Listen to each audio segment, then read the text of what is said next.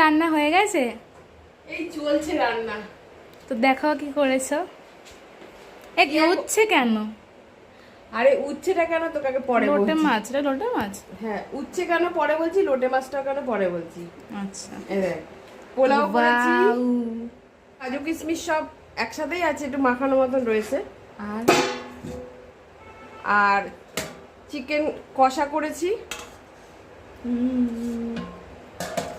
পোলাওর সাথে চিকেন কষা হয়। আর এদিকে আমি সাদা ভাত,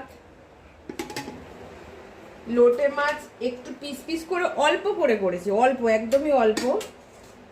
আর এই উচ্ছে ভাজছি, আর এই লোটে মাছটা ঝুড়ো করব।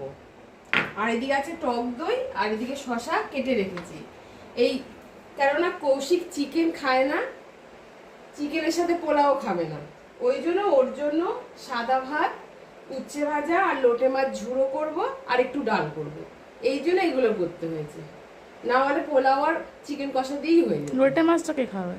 লোটে মাছ পাপা খাবে, লোটে মাছ ঝুড়ো পাপার জন্য করছি। আচ্ছা। তাই জন্য এগুলো করতে হচ্ছে, না হলে চিকেন কষা আর পোলাও দিয়েই হয়ে যেত।